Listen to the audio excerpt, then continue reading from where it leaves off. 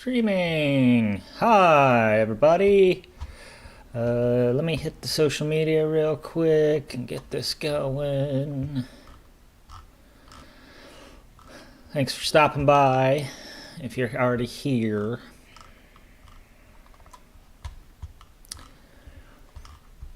This will just take 1 second.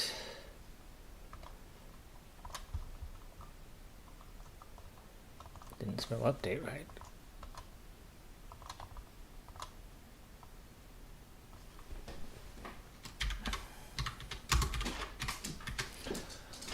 Okay, got that. Do this. There we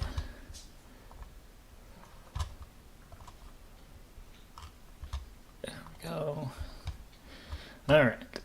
Just telling social media that we are live.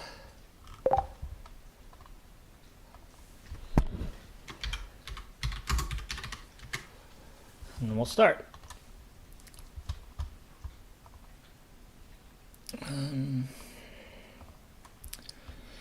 Okay, so there's that. One more thing I need to do. We can get going on this. Just need to pull up this so I can monitor the chat.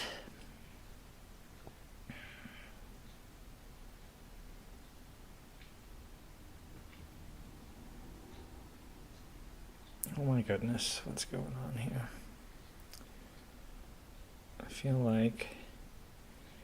Sometimes I feel like this thing is unnecessarily stupid. Okay, that's the thing right there. Is there a reason that we're not seeing? Sorry, I know this is super uninteresting to watch. And I can't even respond if you're chatting me because that's what I'm trying to do right now is get this stupid chat set up. Okay, why is this not showing me this? View all.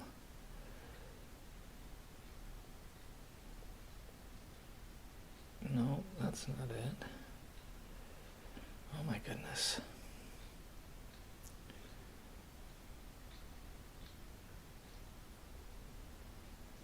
Yeah, right, okay. No, that's the old one. I don't understand what is going on here. I swear I found this before. Is this actually live? It says it's live.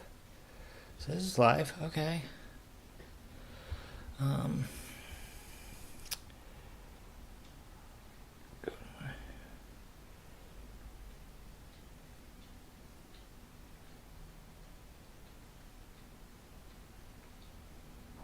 Oh, there it is.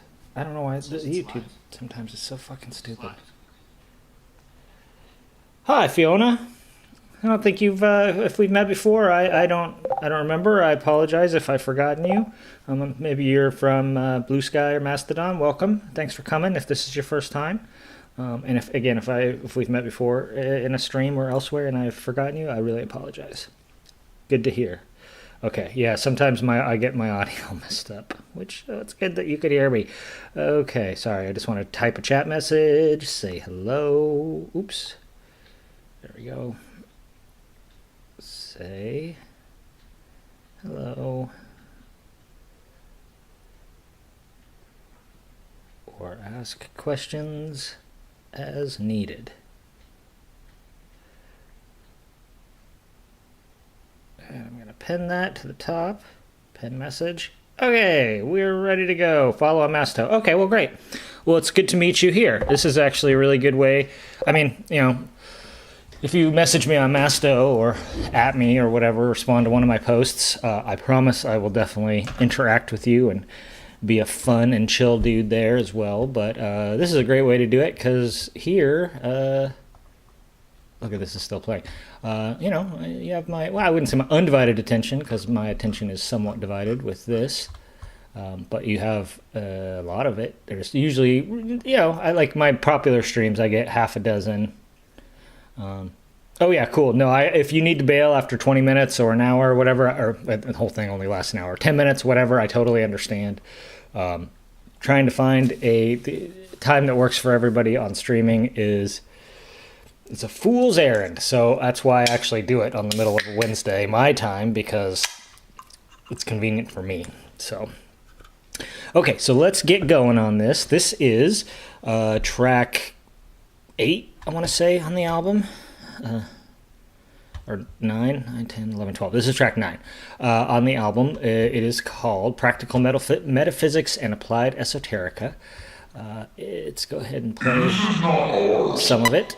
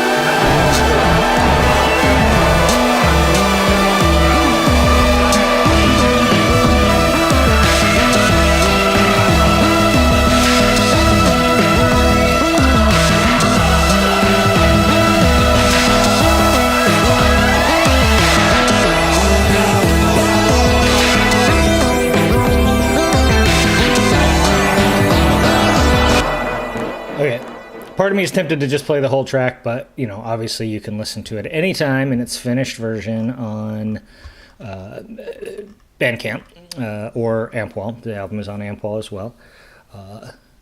And also, for people that are in the chat, Fiona right now, and whoever else is in there silently, if you want... I meant to mention this on previous streams. If you're hanging out here and you're interested enough in this album that you want a code, just ask me in chat or offline later. Just say, hey, I was in your stream. You mentioned that you are happy to give out codes. I am happy if you are willing to sit here and listen to me talk about this for an hour. You have earned a code. It is no longer a free code. You've earned it. You can have it. All you got to do is tell me you want it, and I'll send you a code. You can listen to all this stuff anytime at your leisure. Okay, so... this is, like I said, it's track 9 of 12. It was the 4th track that I did, the second jam.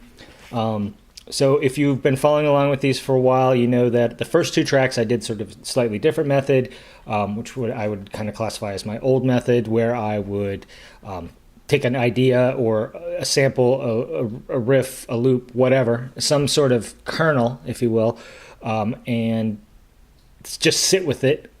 In my application, which at that time was the MPC, and just try different things against it. Okay, so if I have a riff, you know, maybe that I recorded on a synthesizer, I'm like, oh, that sounds pretty cool. So I'll take the riff in, the sample of that, you know, cut it till it's a bar, and then just start trying drum loops underneath it, or drum patterns, drum programming underneath it, for example, or maybe try to come up with a bass line that goes with it.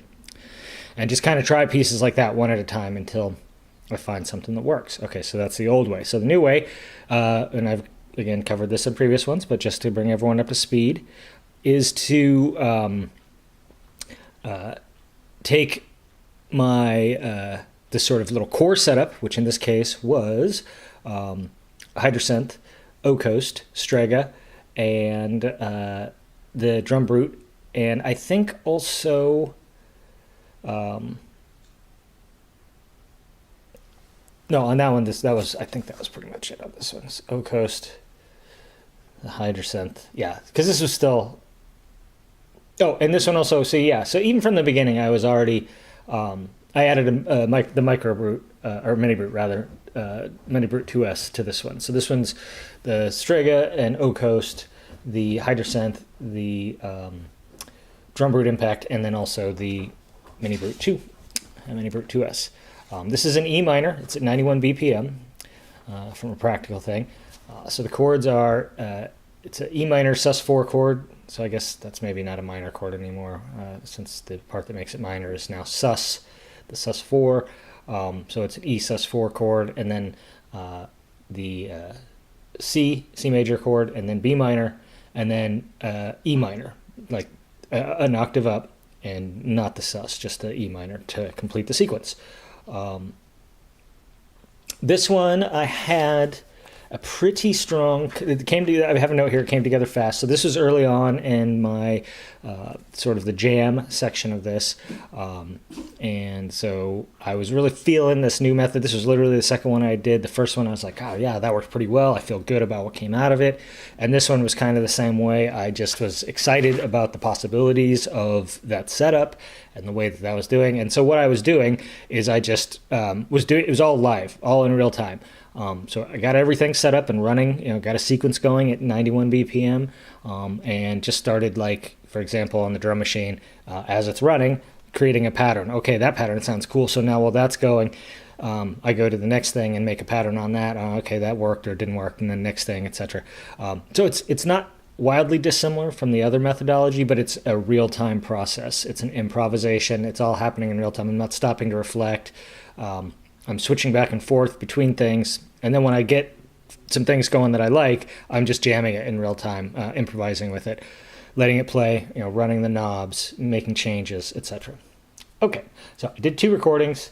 The second one added a bunch of effects to the Mini Brute 2 sequence, and some improv, freestyle, live stuff on the Strega line. I cut the jam up in the MPC. Did the arrangement. This one I think went relatively quickly. This was before it really started to bog down. So, and I have some notes here about I wanted to add some loop variations and Strega riffs, make bigger changes, bigger swings with it. And yeah, I have a little note here that's kind of a conceptual note that this is a song about the transition between who you were and who you are becoming. So who you were and who you're becoming. So that's the what you might call the flow of the song. So this is who you were, and then this is who you're becoming, right? So it's about the movement from this to this, if that makes sense. Or at least that was, again, in the conceptual stages. This is early in my notes, so it's probably changed some before I got to the end. It says here, where you are now is where the transformation is happening. So where, it's your hands move in space. That's where the transformation is happening. It's like a waveform.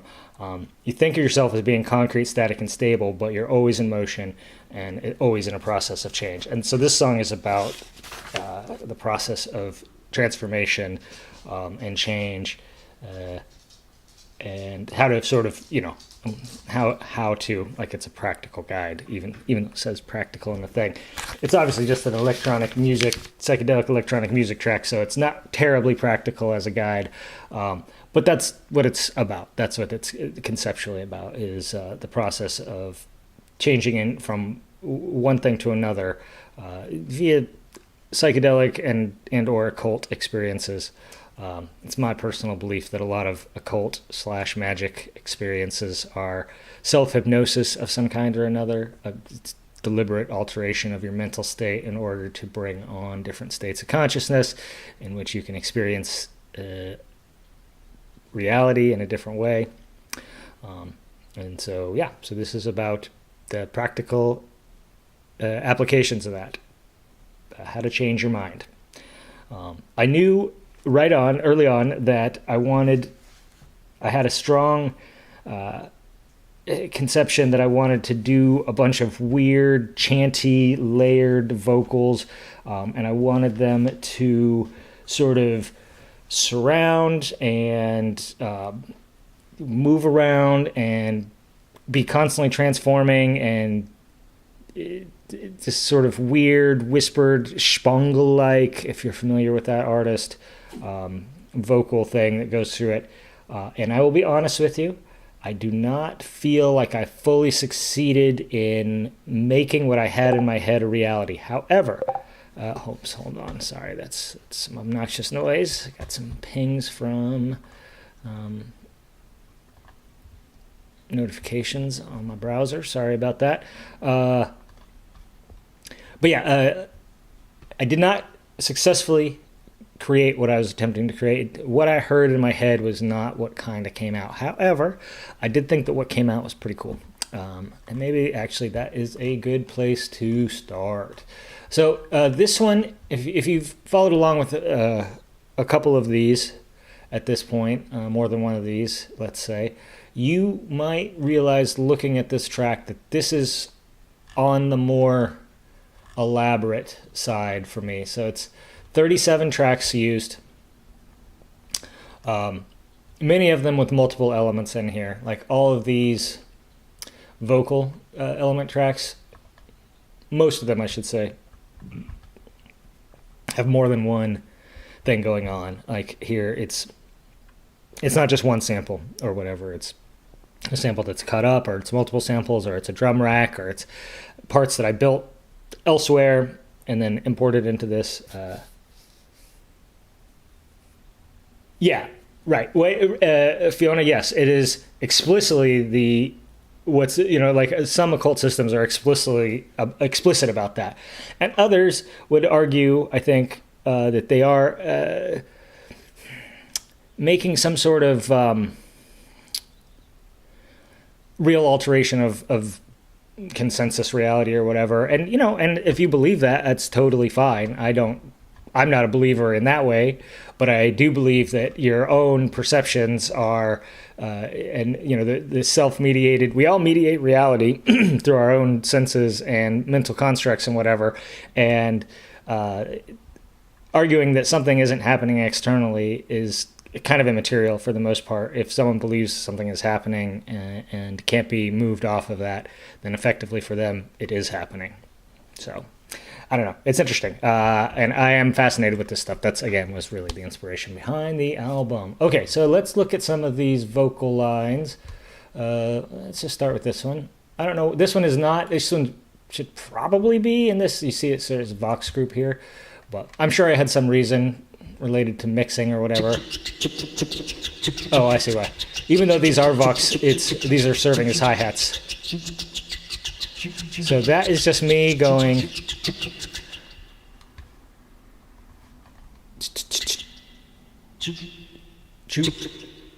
and then run through a bunch of delays. So it's just me making mouth noises going choo, stuff like that.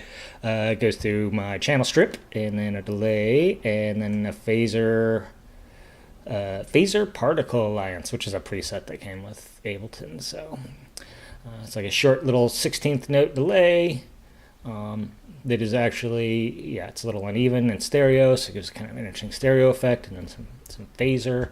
And those are kind of a hi-hat addition. And that's the reason they're here, actually, is because they're sort of the hats, so they kind of belong with the drums up here, but they're also sort of the part of this Vox group here, which is where all the weird vocal stuff is. So I'm just going to solo these tracks and just play little bits of them. Certainly not going to play all of them all the way through.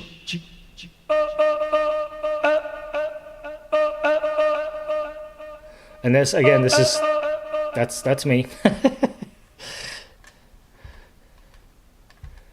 This one says anti-vox, but it's because it's not because it's not vocals. It is vocals. It's supposed to be like a counterweight to some of the other. And these are heavily distorted, running through pitch shifter, phaser, flanger, tremolo, heavy compression, like heavily.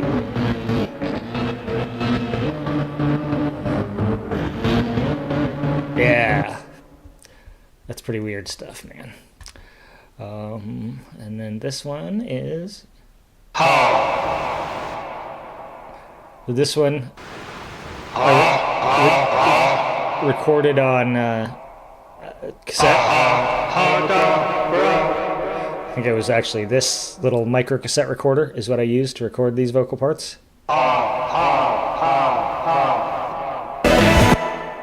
And that's me saying various parts of various magic words like abracadabra, whatever, and then cutting them up. Just fun little stuff like that.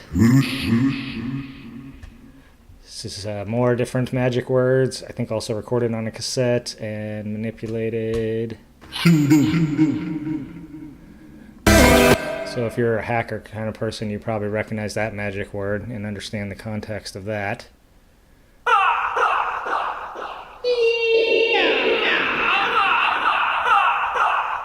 This, again, just me making a lot of weird noises into a cassette tape. Also me. Kind of singing along to this, I think, is what I'm doing here. I was listening to it and just kind of singing along. And then you can see this is going through bit reducer and some echo. Some reversed stuff. I think this is using... yeah.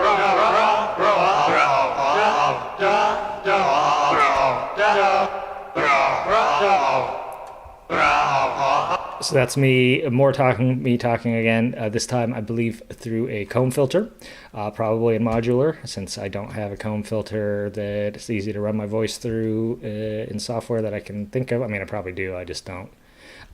I don't remember doing that. It would probably be built on the track if I did it there. So since it's just a sample, I almost certainly did it externally.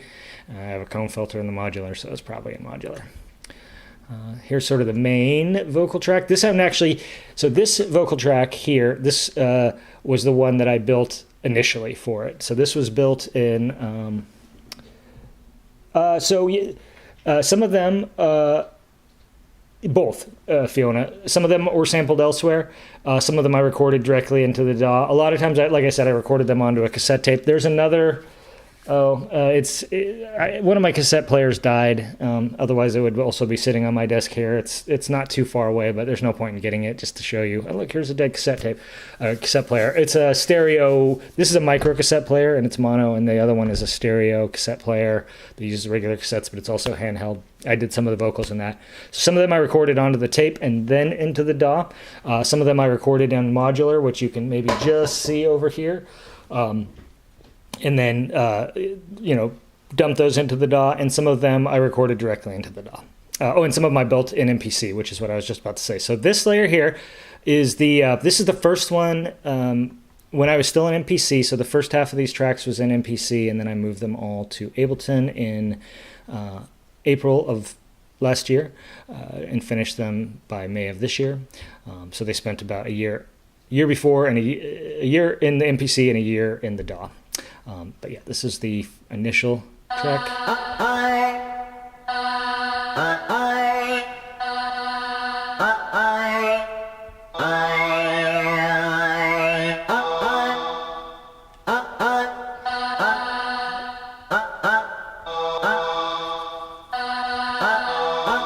And so this has... That's not all me, for sure. Like, there's a female voice in there, but that's not me. It came from a sample of something that I had, maybe something I had made years ago, or maybe from a sample pack that I then edited or whatever. It's hard to say. This is a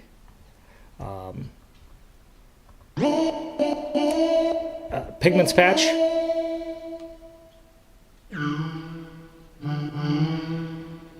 We can look at the patch real quick. Yeah. It's just a sample of someone saying, hey, and then that female, and it's a preset. Looks like I edited it to some degree, but...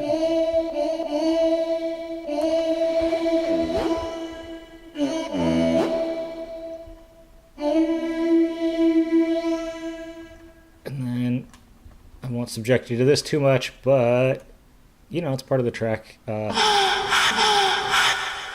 Those are some porn samples. And some of this stuff is just like weird stuff that I've named stuff. Like, I don't know why I called this Asslick FX, but I'm sure I thought it was funny at the time.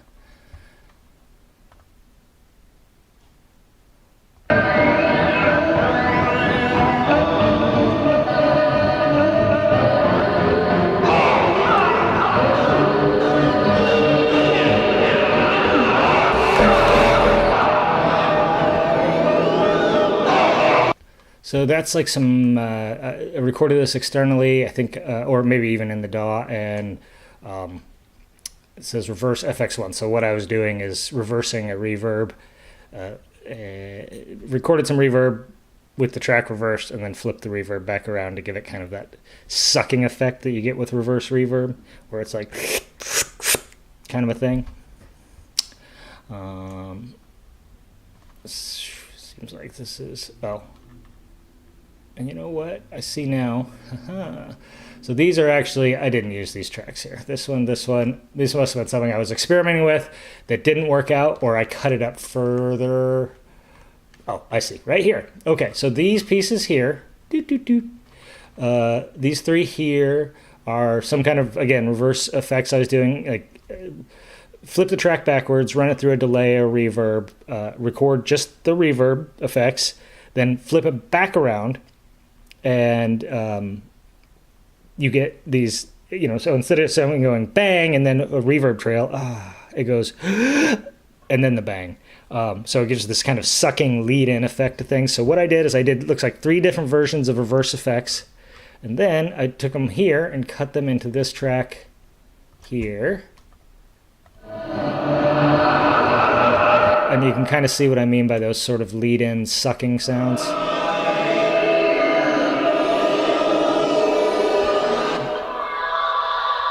So that's, if you aren't familiar with that trick, like sometimes reverbs and delays will have reverse settings, and those are kind of fun effects too, and that's like the cheap and easy way to do it that isn't actually the real way to do it, because it's the nature of time makes it so that you can't do it the real way. So if you want to do real reverse effects, that's how you do it. You set up, you'd put your effect you want. So let's, for example, we wanted to do it on this one. Put a reverb here or something, a delay, and then record it onto another track like this one. You know, so you output to this, which that it looks like that's exactly what I did. This was the Vox group. That's where the inputs of these were. Just recorded them and then, yeah, edited them up. Okay. Yeah, this section is big. So yeah, and then again, this is all more stuff, more Vox that I was experimenting with that didn't end up getting used, or I probably recorded them onto a track, cut them up, and put them in one of the other ones. So these are, the fact that they're blank shows that they're not, see this track here is one that is active, and this track is muted throughout the thing. And then the last thing on here, well, last thing, it's also the first thing because we haven't really got into it. So this is me. This is a very late edition.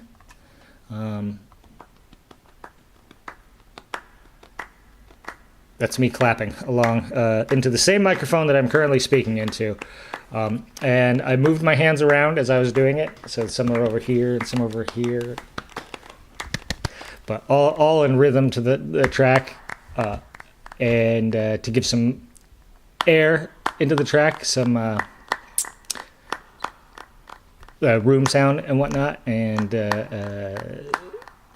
let it breathe a little. Is like literally the last thing I added to this track because I felt like it needed a little air. Okay, so this is the Somatera. Also fairly late. Oh, actually, you know what? This was one of the first tracks I think I added this to.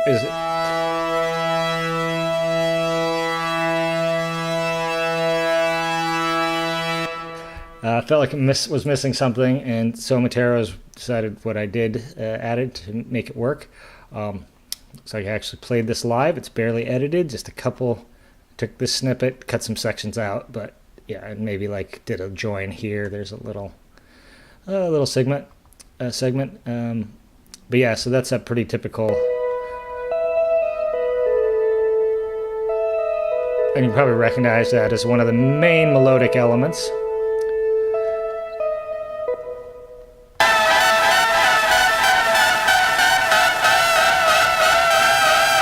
Now, early on, that was definitely one of the like defining tracks of the thing that really gave it some real vibe and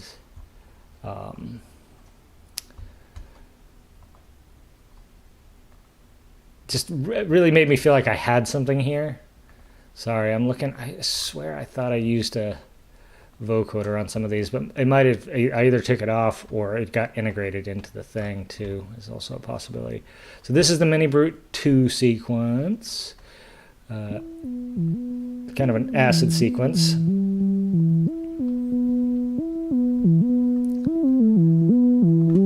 And just plays that same riff over and over again, and then this is the affected one.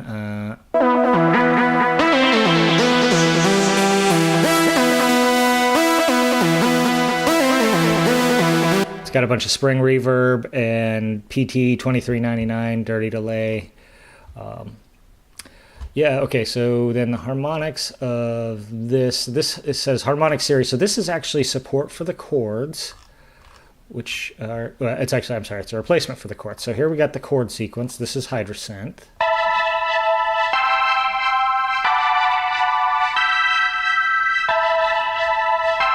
So it's E sus4 chord,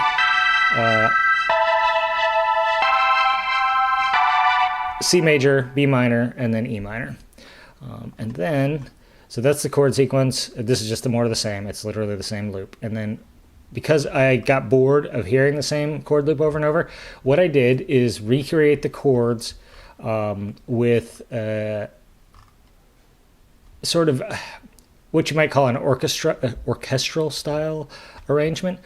So if you are familiar with many traditional orchestral instruments, they're mostly monophonic. So when an orchestra wants to make chords, each unit of the orchestra, like you might have 5 violinists each playing one note, or maybe the violinists play the higher notes and the viola plays the middle notes and the cello plays the low notes.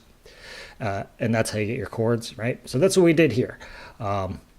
We have 1, 2, 3, 4, 5, 6 different parts here, each of which is donating one note to this chord sequence, and we'll just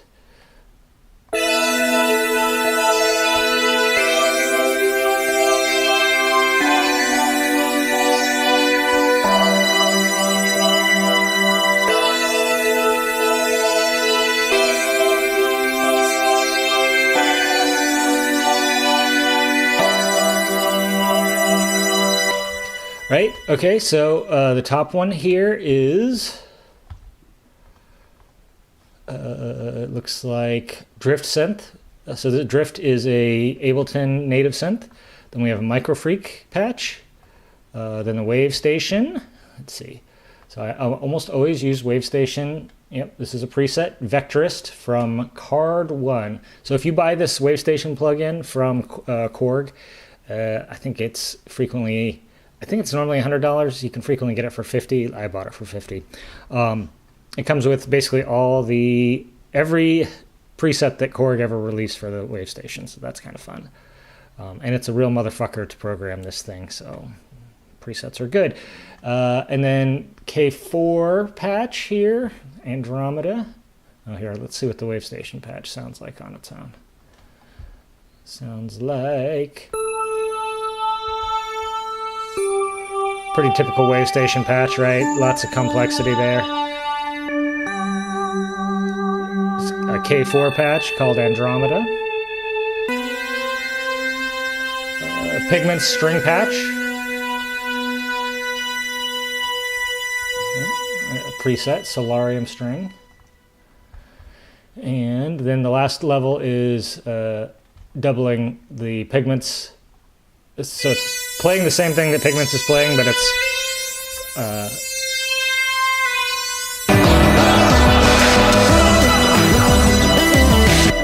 doing it in analog. Okay, and then so the last thing really is the drums. The bass, I guess. The bass is O-Coast. It sounds amazing.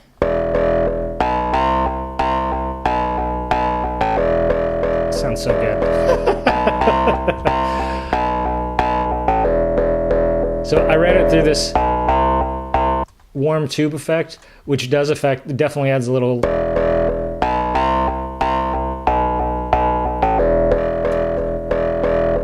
edge, a little grit there, but like 90% of what's there is just the O-Coast doing O-Coast things. Amazing synthesizer. Highly recommend it if you're interested in very compact analog synth, getting into modular, semi-modular, just a voice that will delight and please you despite its relatively simple controls over and over again. The drums are mostly, that's all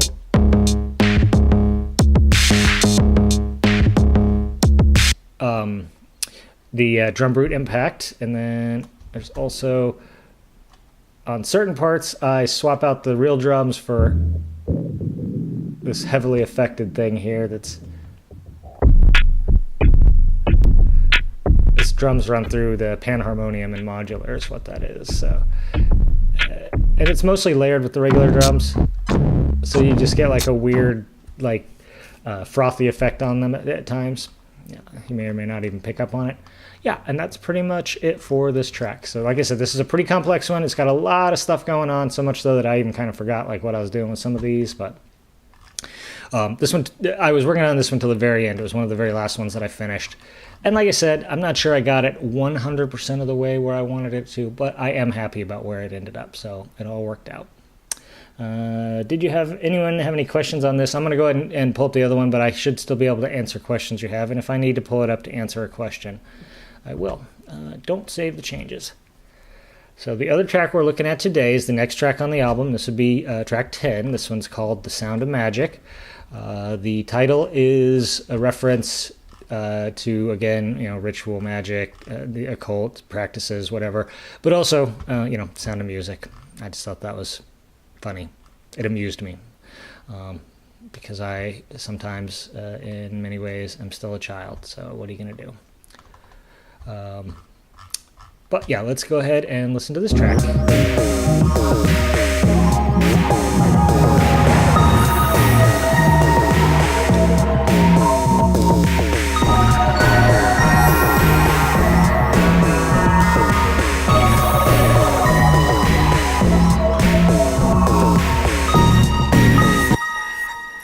All right.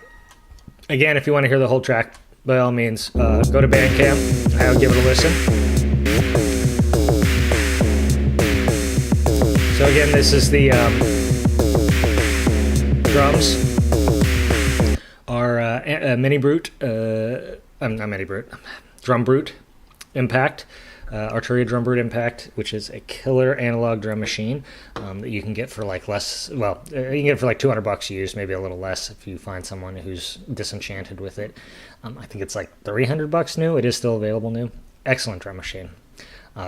Literally all but 2 songs on this album use that as their primary drums, and the other two that don't are use stuff that are the 2 that I built in the MPC, I think, and I think they actually maybe one of them at least has some drum brute impact on it too. Yeah, and they're not really run through a ton of effects either. You can hear this drum cooking preset. It's like the drum bus thing. It's giving a little extra presence, and then channel strip, just a little, and not doing very much at all. Here we got a little high boost and just a minimal amount. 2.3 ratio, -17 dB of compression. Okay, so this also has some auxiliary drums, drum rack that I built.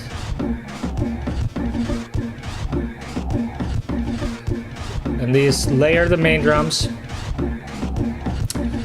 And there's also, hold on. Oh yeah, right. And then in this one section here, they take over for it. And then this is a shaker. So this is I think this is a little egg shaker. You can get them for like $2 at, Guitar Center or whatever, or it's like sometimes they come in, it's like a child's toy basically. It's just a tiny little egg-shaped piece of plastic with a bunch of sand or BBs or something in it. I'm sure you've seen them around. I'm sure you know what I'm talking about. And again, it's just me just playing along. Like I'm just listening and playing the shaker here along with this track. And then I cut it up a little bit, you can see, but that's basically what it is here. And it's running through a phaser and, or a flanger. No, it is a phaser and some delay. Yep, and then the bass group, we're just going through this one. Okay, so this was...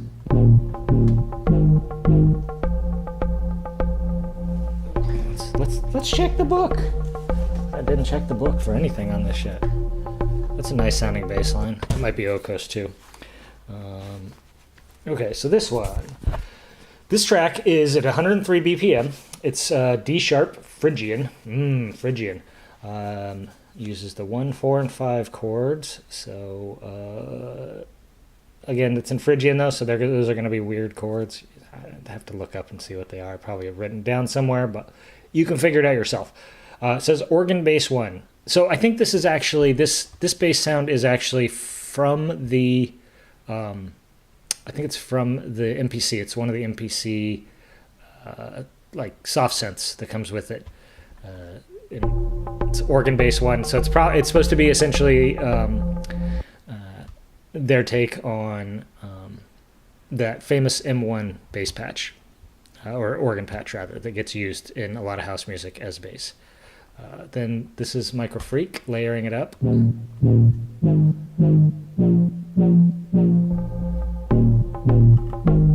that's what it sounds like together. Yeah, and so the bass line is just these two things. You either get the organ bass sound from the MPC, the what bass from Micro Freak, or a combination of the two. Cool shit. Okay, so the chords. So this is a patch that I made specifically for this. It's called Strange Magic, right? Is that what this one is? Oh, I say that and then I'm like, wait, hold on. Was that in this patch? It is, yep. So this is a patch I made specifically for this. It is a wavetable and a sample. It's like a choir patch of sorts.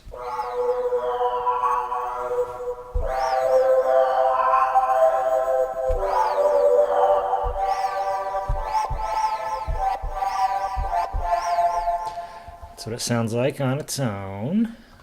And this is one that I actually, like I said, this is one I made. So, you know, follow me for sound design tips, yada yada. Yeah, and I made that specifically for, so I had just come back to using the DAW, and I was like, well, maybe I should make a few custom sounds, even though I don't have a ton of time, for things that I just can't figure out a good, like, I think I was looking for a weird, spacey, out there choir patch, and couldn't find one I liked, so I just put this one together in Pigments. And that is the joy of being able to do sound design, you can make your own judgments about how good I am at it. I'm good enough for me. That's what counts, right? And so when I need something like this, a sound that I don't have, I just put it together. And that's what I did. I just put it together. Here's the Hydrosynth chords. This is obviously the chord sound we started with.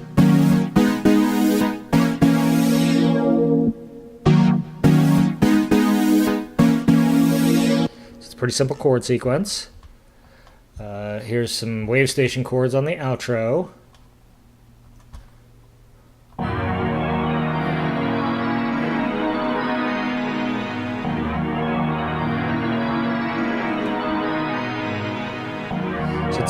Same chords, just on a different synth.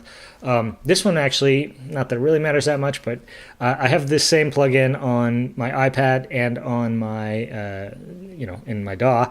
And at the time I put those chords on, I had not yet moved this over to the DAW, so I recorded them on the iPad and recorded them into the MPC. Cool. This is just me layering up the chords.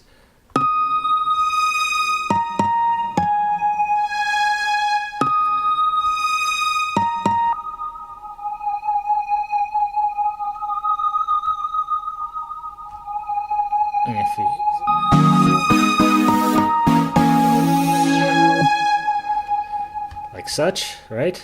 Cool. Yeah, okay, so this has a modular lead.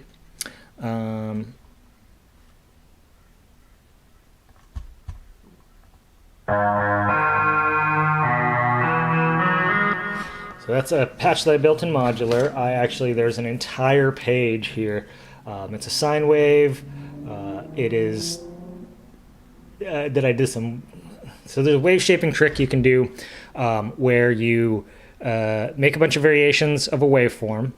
However you did it, I did it in this case with kinks, which gives me an inverted version of the wave, a half rectified and a full rectified version of the wave. So I took a sine wave, ran it into kinks, and then ran all the outputs. So I multed the one that went into kinks. So I had the regular waveform, the inverted waveform, half rectified and full rectified, all in a switch. And then I switched between the slots of the switch with the sub oscillator,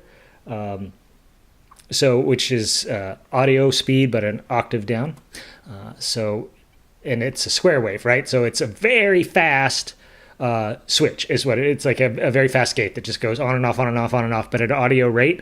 So it's audio rate switching of these between these different versions of the waveform. And what you end up with is this pretty wild wave-shaped sound that sounds like.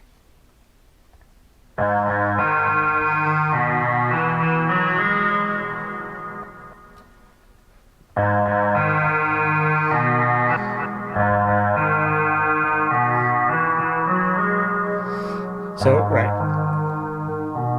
And I'm sure it's not even exactly obvious any of that's going on. But, I mean, that's the magic of sound design, right? You do some weird shit like that, and then it just sounds cool. No one really knows what the hell's happening. So then it goes into the carbon filter, bunch of modulation from mod tools, function, and sloths. The phase of the sine wave is being altered in real time as well. Then it runs through a VCA that distorts it a little bit, adds a little grit, and then some chorusing and delay, all in modular. That's all in modular. And then here's the Strega. It was playing along.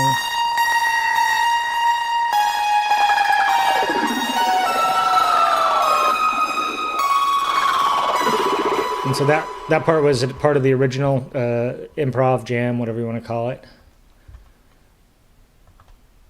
And then this part here, this came later.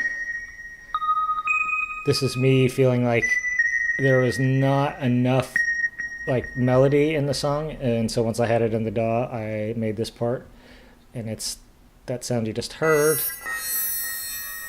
is drift. And then this is op 6. Excuse me. And this is actually a patch that I made. It's called Crystalline Call. Because it kind of sounds like crystal, but it also has like a metallic edge. So steel, right? Steel. I'm such a nerd. Okay. Effects group down here. So this is just like vibey effects, weird transitions and shit like that. This one's called Alien Chatter. So this Alien Chatter, I'm pretty sure is a like a time stretching sample that I've had for maybe a decade or more that I cut up and used in this. It's pretty out there. I think it's actually in a sample pack that I released. Although I'm not sure if it's in the one that's still currently available. I had 2 sample packs available for a while. I took one down for reasons. It doesn't really matter why. There's still one available on Gumroad. So if you go to etherdiver.gumroad.com, you can get some free samples, some of which were used in here. And then there's this Mini Brute 2 section here. That's just like part of the opening. Oops. Let's hear that. Yeah, just a little transitional effect. And then again at the end. Literally the same sound. Here's some.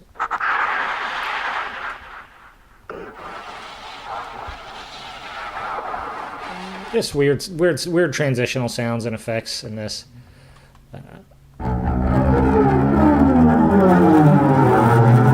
That is me scraping pick along bass guitar string, and then it's run through it, and like a ton of reverb and.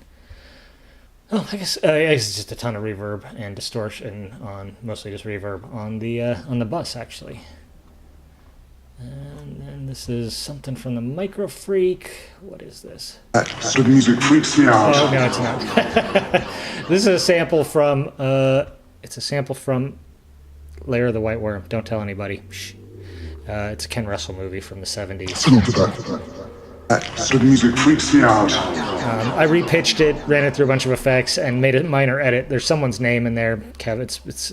That's enough of that, Kevin. That sort of music freaks me out is what the original quote is. It's this weird vampire lady. It's a very, very fucking weird movie. Highly recommend.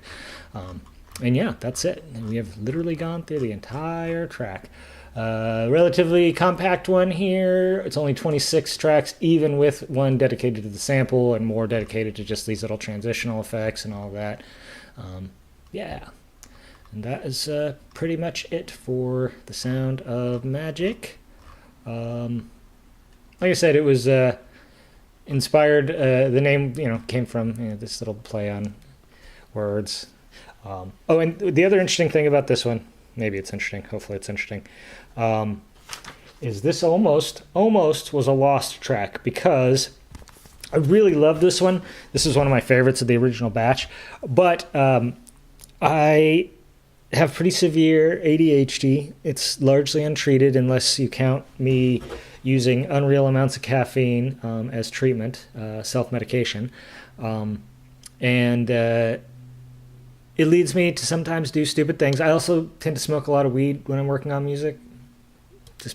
I wouldn't say it's precisely part of my creative process because I certainly create sometimes dead sober. But sometimes I feel like it can help. And it's also very enjoyable. So that's a good enough reason. I don't really need much more of an excuse. And I think I was pretty stoned when I did it. But what I did was when I went to... I was recording multi-tracks of these improvs and then with the intention of cutting them up later in pieces and reassembling the best pieces within the MPC to make these final tracks, which is how these all got started. But on this particular one, what I forgot to do was create a new track for the... So on the recorder that I was using, you have to create a new file, right, for each tune, and I didn't. So what I ended up doing is recording the next track over this one. Luckily, I was enjoying this one so much that I went long on the jams, and so even though I was mostly doing like 2 10-minute jams for most of these, but this one I enjoyed so much I ended up doing like a 12-minute jam and a 13-minute jam or something like that. And so when I did like 10 and 11 on the next one, it meant that that got recorded over. It meant that there was 3 or 4 minutes at the very end that didn't get recorded over. So it was just the back half of the second jam is what became this track. It was all that was left. My original intention was to using the patterns in the Launchpad and the drum machine to just recreate it, but the 3 minutes had enough of what was good about it that I didn't even have to end up doing that. I did use those patterns later to orchestrate and arrange it, but I didn't have to re-record it. So that's this one. We are now in the home stretch. Next week I will wrap this up. And then the week after that, I'm actually going to be traveling for business, so there'll be a week off. But probably what I'll try and do is when I get home that weekend is do a hangout stream on Friday, kind of a makeup thing. That'll be a lot more casual. I was thinking it might be a good opportunity to go through a bunch of weird sounds I've made in Pigments and whatnot, and possibly in Op6, and let people who are hanging out help me decide what I want to release as a preset pack for one or both of those scents. So, if that's interested you can look forward to that. Otherwise, does anyone have any questions about this track specifically, the album in general, or even music production, sound design, whatever, anything that I write or weigh in on, I'm happy to talk about for our last 5 minutes that we have here. Or if you just want to chat about the NFL or movie podcasts that I listen to or anything else too. You could ask me about anything you want. I'm pretty open and flexible to whatever y'all want to do. We can look at the mastering chain too. Again, if you've watched a bunch of these, you probably know that, because I've said it many times, that the mastering chain is the same on every track, which, one of the deals with mastering is you're trying to make everything kind of sound like it belongs together. So it makes sense to use the same mastering chain. I don't know if other people do that or not. I assume they do, but, people do weird things, so I don't know.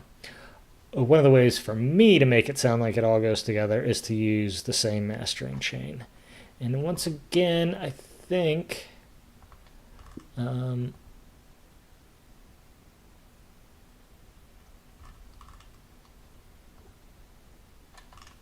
is going on here? Yeah, I don't think there's any actual automation on this track either. It's just static settings. But this one it looks like I am doing just a little bit more. So again, I'll just take you through this mastering chain. Multiband compressor at the beginning, mostly to tame, occasionally to give a little boost on things, although I try and give most of the boost on the individual tracks, and then this just tames when a certain... yeah, okay, Fiona. Yeah, I want you also to be less intimidated by DAWs.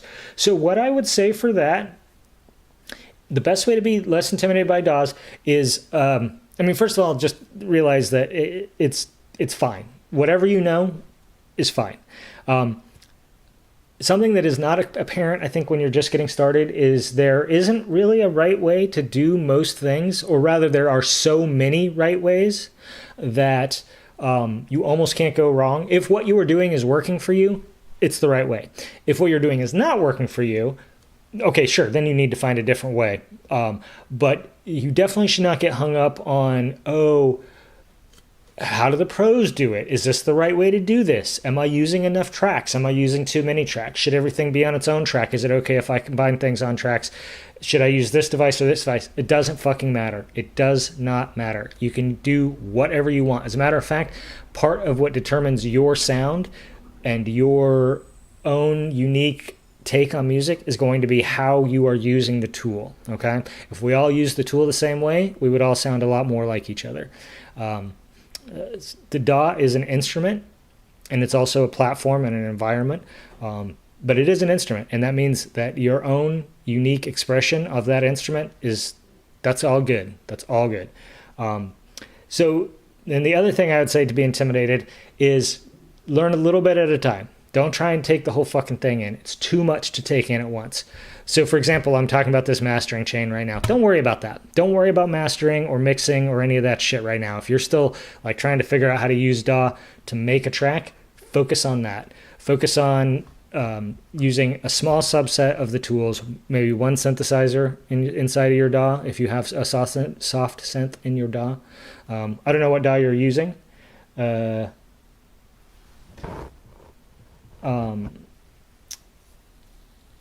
You're avoiding DAWs entirely. Well, that's fine too. You can definitely do DAWless. That is an option. I will say if you're ready and wanting to produce finished tracks that you want other people to listen to, the DAW is the easiest way to do that. In some ways. Maybe the easiest way to do that is to like get a bunch of stuff going through a mixer and then recording it in stereo and live all in one take. That's probably the easiest way to do it. I've certainly released plenty of tracks by doing that. The second easiest way to do it is in a DAW. You definitely should not be intimidated. Pick one DAW to deal with and figure out, whether that's something that, it's really good as a finishing tool. So you've got a modular and some synths. Okay, I promise you, dear, if you can handle the modular, the DAW is nothing to be intimidated about. Not the modular is so difficult, but that's just it. Neither is the DAW. Probably when you start a modular, you're like, oh my God, none of this makes any sense. I don't know what I'm doing, but it's super fun. I'm just plugging shit in and weird sounds come out. But then as time went on, you start to figure out like, oh, I see. Here's how this signal flow element works. And oh, this is what happens if I put an audio signal into a CV input. And here's what happens if I put a CV input into an audio or output into an audio input. I can't hear it, but it makes a weird click or whatever. And you kind of figure out these little things and put it together until you have a comprehensive picture in your head of what you're doing. So now you sit down in front of your modular, I assume, and you're at some degree of familiarity and you have some idea of what to do, or you're at least comfortable with experimenting. And DAW is going to be the same way for you. You're going to spend a couple days completely bewildered by it, and then at some point some element will start to click, and then another, and a year from now you'll just be pretty good at it. Not expert at it, because it's a difficult, it's a 10,000 hour kind of skill. I know that number's made up, and Malcolm Gladwell's full of shit on multiple levels and whatever, but I think his general point that you have to put a bunch of time and feedback into something to get good at it, it does stand. Whether that's 10,000 hours or 50,000 or 2,000 or whatever is immaterial. You just got to put the time in. And if you start putting the time in with a DAW, I think you'll find that it's certainly no more complex than modular. The real key is just going to be picking a DAW. And here I'm a big fan of it. Don't overthink it. Don't overthink it. Once you've learned one, it's pretty easy actually to transfer your skills to another. So if you've got, for example, you said you own some, yeah, for sure. I totally get all of that. It is not always the easiest thing, and controlling that desire to tweak every fucking thing, that is definitely something you have to watch out for a DAW. What I would suggest for that specifically is deadlines. That you make yourself deadlines and you stick to them, and you allow yourself within those deadlines to tweak as much as you want. But once the deadline is reached, and obviously this is to some degree determined by how good your time management skills are. I'm ADHD pretty severely, but I'm also 50 some years old, so I have decades of experience managing this shit. And I've learned what works for me in order to deal with my ADHD. I don't know if I'm autistic or not. I've never been diagnosed. My kids are all on the spectrum though, so and I definitely display some symptoms or tendencies that are associated with it. So there's a reasonable chance that I am also on that spectrum as well. But I don't know for sure. I don't feel comfortable self-diagnosing myself at this point. I haven't done enough research, but I guess what I'm saying is I do feel you. I understand at least some degree of where you're coming from about that desire to tweak endlessly. That's actually why I stopped using DAWs for a while. Is I would get too deep in the minutia, but I found that once I knew what I really wanted to do and what was important to me, that was less of a thing. And part of how I managed that was just setting a deadline, even though this album took so long that didn't really end up being super true. But yeah, pick a DAW based on whatever reason, because you have a free copy of it. For example, you say you bought a bunch of synths. I bet you have one of the licenses for the intro version to Ableton Live around. And if not, you can download the demo of it and use it for 30 days too, which is like the full version actually. And we're probably 45 days or 50 days out from having their next sale if you are interested in Ableton. Logic, if you're on a Mac, is $200 for like this. To get the equivalent of Ableton is what you get for $200 in Logic. You have to spend like $750. So that's might be a consideration. Reaper is $70, but it is definitely has quite a learning curve, and you have to put a lot of the pieces into it that don't necessarily come with it. The plugins that come with it are, depending on who you ask, not that great or only so-so. And then there's more esoteric stuff like Cubase or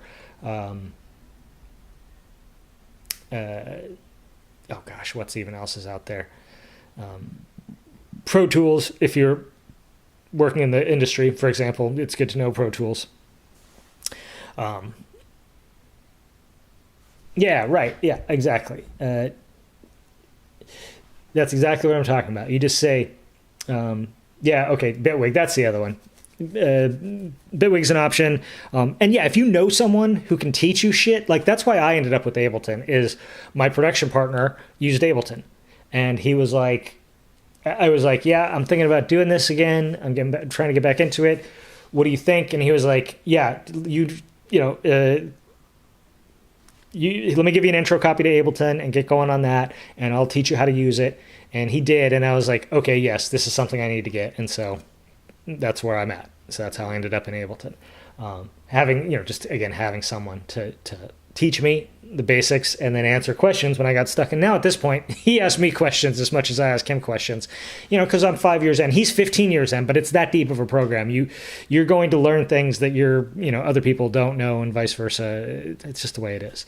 But yeah, so just pick whatever for whatever reason, and then just do it. Just learn a little bit at a time. Don't try and take it all at once.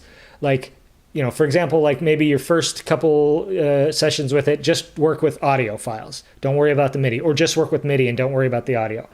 Just get used to sequencing with the MIDI tools or recording into your audio tools and seeing what that looks like, and adding plugins to the track. And once you master that, then you move on to okay, now we'll integrate the MIDI tools. Okay, now we'll integrate what is it like to edit audio in here? Just a little piece at a time. When you need to do something new, you grab that piece. Yeah. So that's, so if you're already used to recording things sort of in stereo, you could just start by recording a stereo multitrack into the DAW and then doing minor edits. Oh, there's that section in the middle where I fucked up. We'll cut that out and splice the two pieces together with a crossfade. Ta-da! And now, I have a complete track, something like that. And then next, maybe you could, if you have the right interface to where you can multi-track in from your modular sessions or modular plus synth sessions, and then work on editing that. Yeah. Little pieces, little steps.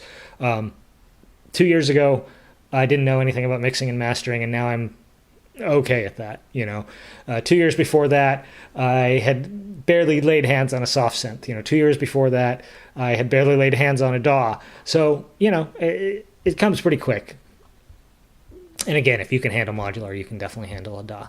Okay, I think I have rambled enough. We're now 6 minutes over. I'm going to play this track to play us out and then end up here.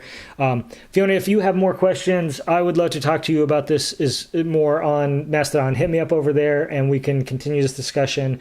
Hopefully I can, maybe I can help you get started on something. I might even be able to find you a license for Ableton Live Lite if you want one.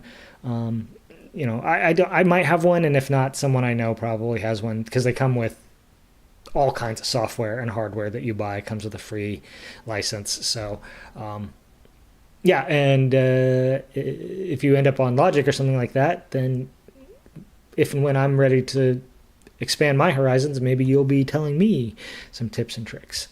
Okay, so I'm going to hit play. I'm going to stop talking. Thank you so much for coming by. I really appreciate it. I will see you in a week.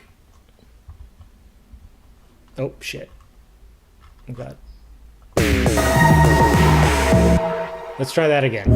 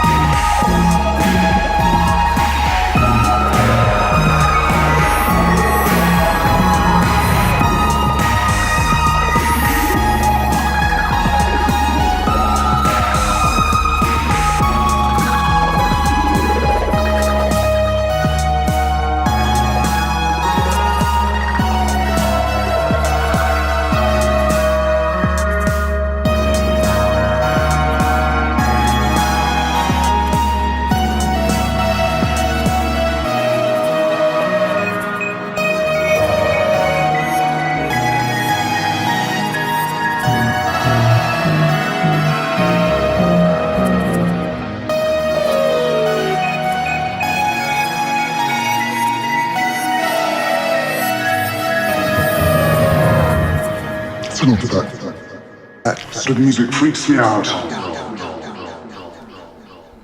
Thanks again, y'all. I really appreciate everyone who stopped by. I'll see you next week.